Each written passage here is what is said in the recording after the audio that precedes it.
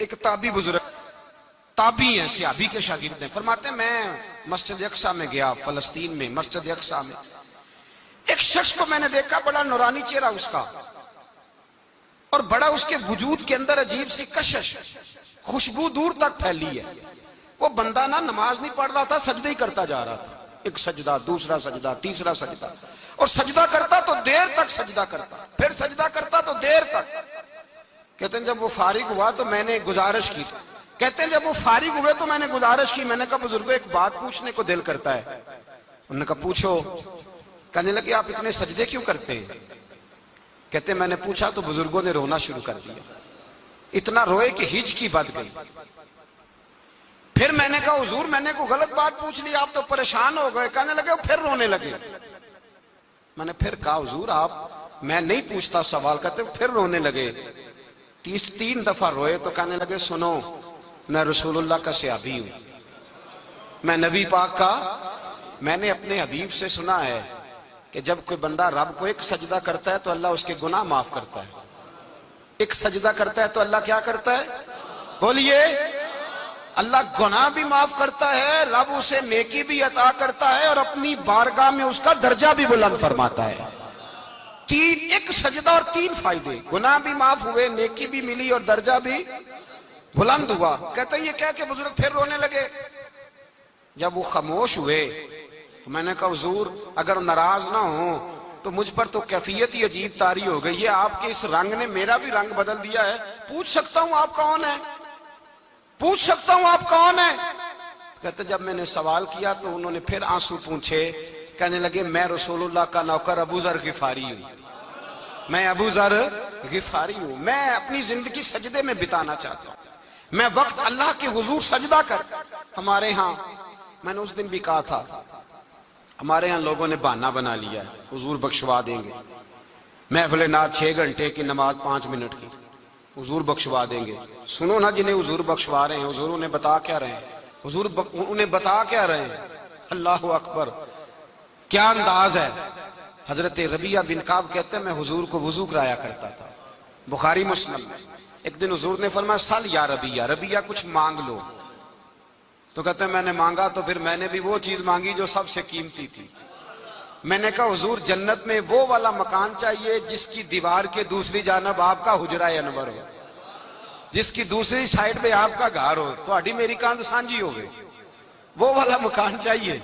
تو نبی پاک نے فرمایا جا تجھے دیا، جا تجھے، بولیے جا تجھے، کمال ہو گئی، جا تجھے دیا۔ کون دیتا ہے؟ دینے کو منہ چاہیے، دینے والا ہے سچا ہمارا، میں جا تجھے دیا۔ ایک میری بات یاد رکھنا، حضور کیا فرمایا؟ اپنی زندگی میں سجدے زیادہ کرنا۔ کیا زیادہ کرنا؟ چلو سارے بولے ایک دفعہ، کیا کرا؟ کیا زیادہ کرنے ہیں؟ تو حضور بھی فرماتے ہیں میرا جنت میں پڑوسی وہ ہوگا جو سجدے زیادہ کر کے آئے گا۔ تو میرے بھائی اگر تو سجدہ ہی نہیں کرتا، تو اس لذت سے ہی ناشنا ہے، نماز جلدی کی، باقی سارے کام لیٹ کے، مسجدوں میں بیٹھے ہیں لوگ، خوش گپیاں چل رہی ہیں، بڑے بڑی لمبی، نماز کا وقت آیا تو چھوٹی ہو گئی، فٹافٹ کرو۔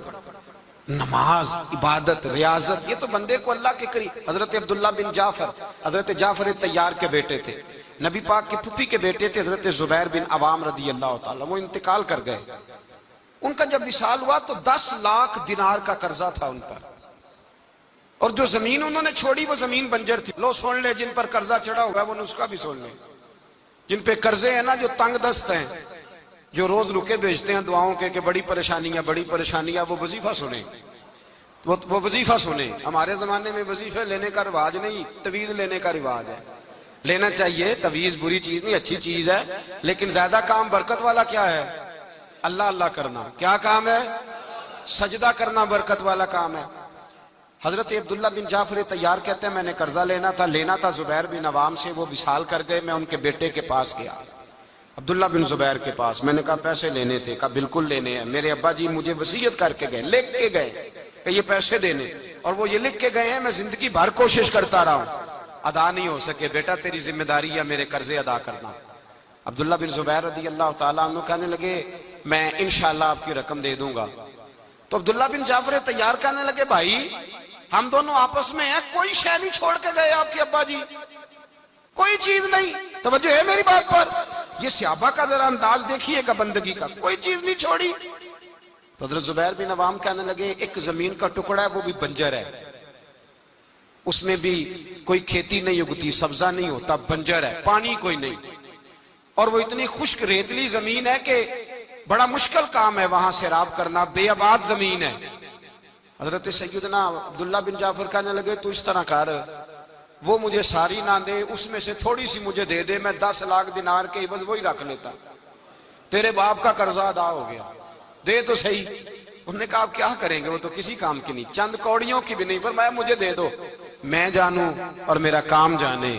او بھائی, یہ تھے بندگی والے لوگ, یہ تھے جن کا رب سے رشتہ ہے, جنہوں نے حضور کے صلی اللہ علیہ وسلم کے پاس بیٹھ کر بندگی سیکھی تھی. کہتے زمین کا ٹکڑا لے لیا, بنجر بے آباد ریتلی زمین, جب میرے حصے میں آئی پہلے دن اپنے غلام سے کہنے لگے جو جگہ تجھے زیادہ سخت لگتی ہے نا وہاں میرا مصلی بچھا دے, جو تجھے زیادہ بنجر بے آباد لگتی ہے وہاں مصلی بچھا, مصلی بچھا. غلام نے مصلی بچھایا تو عبداللہ بن جعفر نے اللہ اکبر کہہ کے نیت باندھی.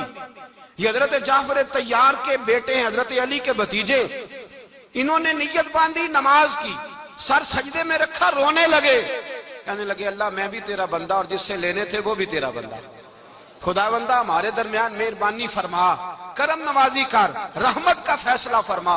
اتنا روئے کہ مصلی بھیگ گیا. کہتے اتنا تڑپ رہے تھے کہ صحابہ اکٹھے ہو گئے ان کے گرد, مصلی بھیگ گیا.